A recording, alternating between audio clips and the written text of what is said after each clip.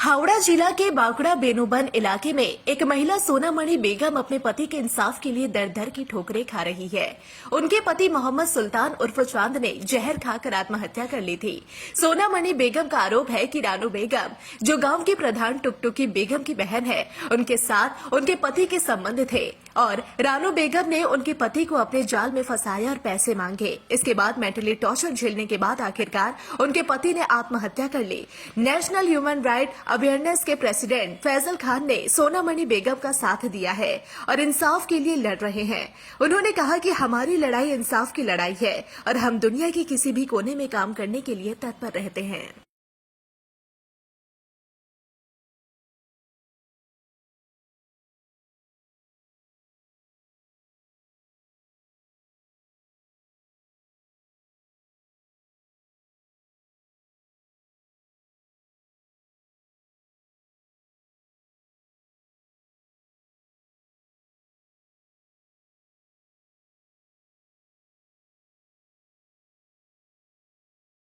Money बेगम है, ये already हमको चिट्ठी की है, इंसाफ की गुहार लगाई है। जब इंसाफ नहीं मिलेगा तो हम लोग इंसाफ के लिए हम लोग आते हैं, इसीलिए इनके पास आए हैं।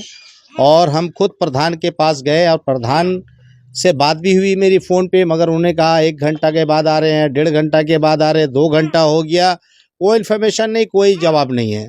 तो समझ में आ रहा है कि लिपापोती इनके साथ में हो रहा है। एक आम पब्लिक, आम सिटीजन, एक महिला हो करके उनको अगर इंसाफ नहीं मिलेगा तो मुख्यमंत्री ममता बनर्जी से डायरेक्ट सवाल है कि आप एक माँ है, माँ माटी मानुष की सरकार है, उसके बावजूद भी ये महिला को इंसाफ क्यों नहीं मिल रहा है, ये हम जानना चाहते हैं ह्यूमन राइट्स के तौर पे। क्योंकि ये न्याय व्यवस्था जो सरकार तो दूर की बात है, प्रशासन भी इनकी नहीं सुन रही है। प्रशासन तो दूर की बात है, इनका प्रधान भी नहीं सुन रहा है। तो आखिर बताइए कि ऐसे प्रधान को लेके क्या करेगा यहाँ की जनता, बांकड़ा की जनता। तो जब तक इनको इंसाफ नहीं मिलेगा ये लड़ाई हम लोग जारी रखेंगे।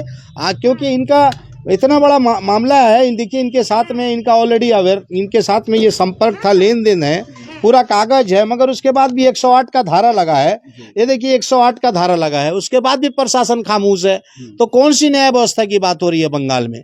हम ममता बनर्जी से डायरेक्ट मांग करते हैं कि आप, ममता बनर्जी मुख्यमंत्री हैं, आपके नाक के तले इस तरह का, प्रधान के सामने में इस तरह का मामला हो रहा, थाना के सामने में, और एक मर जाता है, पूरा इनका पास डॉक्यूमेंट्स है, उसके बाद भी कार्रवाई नहीं है। आप लोग थाना गए थे और प्रधान के पास आप गए थे? देखिए मैं खुद प्रधान के ऑफिस में मैं 2 घंटा तक वेट किया हूँ, ऑलरेडी मैंने फोन में बात भी किया हूँ। मैं हूँ 1 घंटा का टाल बटाल कर देती हैं, फिर उनको 1 घंटा बाद फोन करते हैं तो वो कहती हैं कि 1.5-2 घंटा टाइम लगेगा, मेरा गारंटी नहीं है।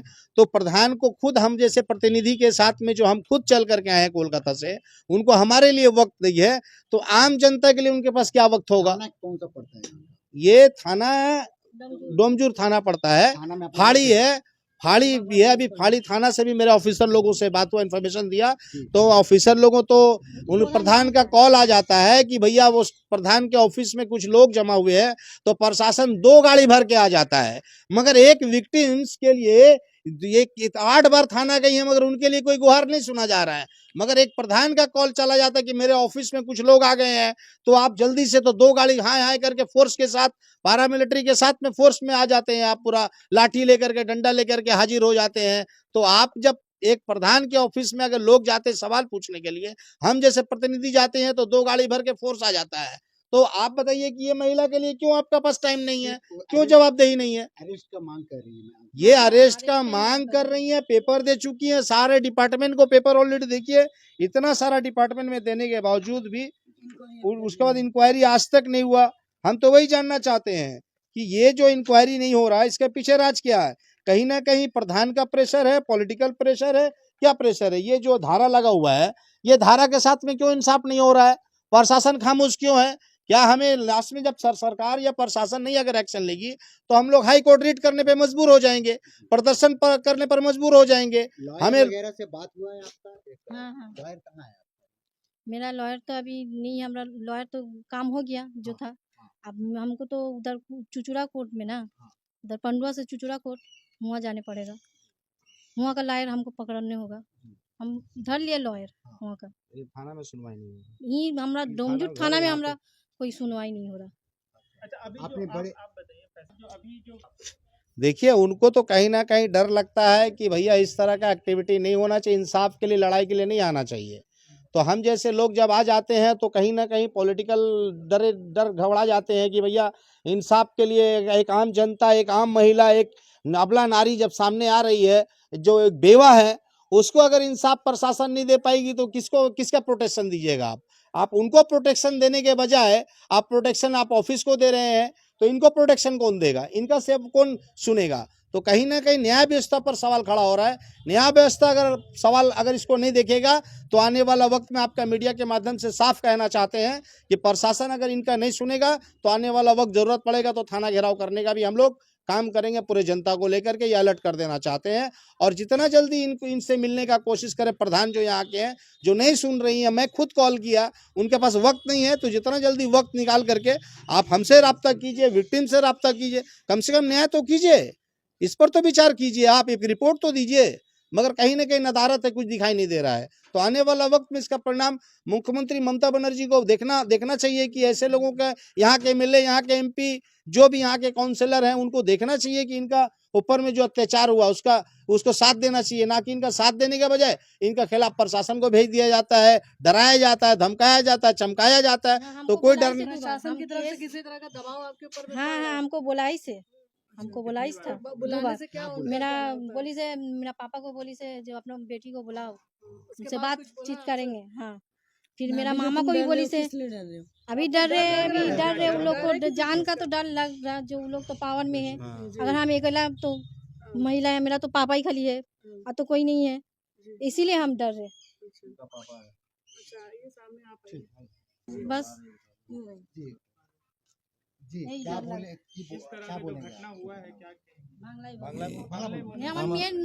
ন্যায় বিচার চাই, আমার মেয়ের ন্যায় বিচার চাই, ন্যায় বিচার চাই। আমি এইটাই, আমি আর কিছু বলতে পারছি না। আমার যা সর্বনাশ হয়ে গেছে, আমার মেয়ে আমার কাছে চলে এসেছে, আমরা সব আতঙ্কায় আছি। আমাদের উপরে প্রেশার প্রচুর। আমাকে প্রধান ওখান থেকে ওদের যে চেয়ারম্যান ছিল, ওরা আমাকে বলেছে তোর মেয়েকে নিয়ে আসবি আমার কাছে। হ্যাঁ, এবারে ফের আবার দ্বিতীয়বার বললো না, আর একটা বিচার আছে, সেই বিচারে আমরা আছি, পরে তোকে আমরা বলবো মেয়েকে কখন পঞ্চায়েতে আনতে হবে, এই বলে আমাকে ছেড়ে দিল। আমার মামাকেও বলেছে, আমার বড় শালাকে বলেছে, ওর তোমার মামাকে ভাগ্নিকে নিয়ে আসবে, এটাও বলেছে। তোমার ভাগ্নিকে মানা করে দাও, কেস মানা করে দাও, এইসব না করে কেস কেন করবে এইসব আমাকে আর কি, আমার মামাকেও ভয় দেখেছে। আমার মামা আমাকে ফের ভয়তে এসে বলছে কেন কেস ফেস করছিস, ওদের সাথে তুই পারবি? আমি সেটা পারবো কি না পারবো সেটা, আমি কেস করেছি, আমার ক্ষতি হয়েছে, আমি কেস করেছি, ব্যাস। कहना है कि आपको हाँ, डराया धमका जा रहा हमको। নাম সোনামণি বেগম। কি প্রবলেম আছে প্রবলেম আছে আমার প্রধানের বিষয়, প্রবলেমটা প্রধানের বোনের বিষয় প্রবলেম। কি হয়েছে আমার হাজব্যান্ড ছিল প্রমোটার, তো প্রধানদের সাথে একটা লেনদেন থাকেই কাগজপত্র করার জন্য। তো ওদের সাথে পুরো একটা ঘরের মতন একটা হয়ে গেল ব্যাপার, একটা হতে আস্তে আস্তে একটা রিলিজে একটা এতে চলে গেল। তো ওই জন্যে ওরা টাকা পয়সা সব নিয়েছিল আমার হাজব্যান্ড থেকে অনেক পয়সা করি সব নিয়েছে। নেওয়ার পরে যখন আমার হাজব্যান্ড পয়সাটা চাইছে, কে পয়সা নিয়েছে? প্রধানের বাবা। কি প্রুফ কি আছে কি ওনার টাকা নিয়েছে? এই তো পেপার আছে। পেপার কত টাকা নিয়েছে? 8 লাখ। 8 লাখ টাকা। ये कब लिए थे? কবে নিয়েছে? এটা নিয়েছে দেখুন কোন মাসে নিয়েছে এটা, 18 मई 2024। হ্যাঁ 18 মে 2024। হ্যাঁ হ্যাঁ আপনার হাজবেন্ড কি হ্যাঁ সুসাইড করেছে প্রেসারে। ওদের প্রেসারে। किसने प्रेशर दिया, क्या वजह थी? प्रधान लोग दिसे प्रेशर, उसका घर वाला दिसे, पूरा फैमिली दिस था प्रधान का, पैसा मांगा था बोल के। ये कौन है? तो इस बारे में কবে সুসাইড করেছে আপনার হাজবেন্ডটা? दिसंबर 26 दिसंबर को। 2024 हाँ 24 का। এটা আছে ওই তো প্রধানের বোন রানু বেগম। और ये प्रधान है ना? नहीं ये प्रधान नहीं है, प्रधान का भाभी है। अच्छा, वो आपके हस्बैंड হ্যাঁ মেরা হাত আপনি কি বলবেন? আমি ন্যায় বিচার চাইছি যে আমার স্বামীকে এরকম করে প্রেসার দিয়ে মারা হয়েছে। টাকা তো নিয়েছে, নেওয়ার পরে যখন টাকাটা চাই বলে এরকম ধমকি দিয়েছে ওরা। তারপরে এরকম যে রিলেশান ছিল, যে আমার কথা বলতো যে তো তোর বউকে এরকম বলে দেবো, তোমার বাইককে এরকম সব এগুলো পাঠাবো, ফটোগুলো পাঠাবো, এ করবো, ধমকি দিত এরকম। প্রধান নাম কি আছে? প্রধানের নাম টুকটুকি, আর আনু বেগমের সাথে সম্পর্ক ছিল। थाना की बोलते থানা বলছে আমাদের তো ফাঁড়িতে বাই পোস্ট পাঠিয়েছিলাম, থানাতে তো আমি 8 বার গিয়েছি ডোমজুর থানায়, তো আমার সাথে তো কোনো কথাই বলেনি। ডোমজুরের ওসি আমার সাথে কথাই বলিনি। আমার লয়ার ভিতরে যেত, বলে না ওনার সাথে কথা বলবো না, কি কথা বলবো, ওনার সাথে কথা বলবো না। আমি 8 বার গিয়েছি, 8 বার ঘুরে ঘুরে আমি চলে এসেছি। लॉयर कभी आपके हस्बैंड ने ये सब बारे में डिस्कस नहीं, जब लास्ट में उनका जब लास्ट स्टेशन में था, तब हमको बोली से जो प्रधान का सब बहन घर वाला सब हमको बहुत पैसा दिया था। जब उनका डेट होने का कुछ टाइम पहले सब बोला है, कागज है, तो प्रूफ है मेरा, हमको मोबाइल तो मेरा देके गिस था, जो मेरा प्रूफ है तो लड़ेगी। तो आपको तब डाउट साइड ऑलरेडी जहर खा लिया था, हमको जो हॉस्पिटल में था ना, तब हमको उस टाइम बोला था सब कुछ बात, सब हमको बोला था उस टाइम। इसीलिए तो हम लोग मुसलमान में तो 40 दिन नहीं निकालने को, और पूरा प्रूफ तो मेरा फ़ोन में था, तो इसीलिए सब फ़ोन में हम प्रूफ गिनो सब एक जगह करते रहे। तब तक बोले एक जगह करके तब हम जाएंगे, 40 दिन तो नहीं निकालने को हम लोग को इसमें। तब हम उसका बाद तो ये सब तो थाना, तो हम हर थाना घूरे, हर जगह घूरते घूरते तो इतना लेट हो गया। वो तो हमको विचार चाहिए न्याय, किससे चाहिए न्याय? हमको प्रशासन से चाहिए न्याय विचार, हमको चाहिए बस। क्या चाहिए आपको? इंसाफ में क्या चाहिए? इंसाफ में चाहिए, हमको चाहिए जो लोग को अरेस्ट करे बस। हाँ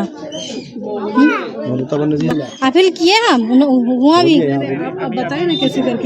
जो मेरा न्याय विचार में कुछ न्याय करे हमरा বিচার বাস। আমি ন্যায় বিচার চাই প্রশাসনের থেকে, যেন আমার ন্যায় বিচার চাই। আপনি প্রধান থেকে কথা করেছেন? প্রধান আছে? প্রধান আসছেই না সামনে। আপনি গিয়েছেন ওখানে? হ্যাঁ আজকেই তো গিয়েছিলাম, প্রধান সামনে আসছেই না। প্রধান কি বলেছে? বলছে আসছি বলে, কই আসলো না তো। 1 ঘন্টা 2 ঘন্টা আমরা বসছিলাম পঞ্চায়েতে, আসেনি প্রধান, আচ্ছা সামনেই আসছে না প্রধান। হুম। ठीक है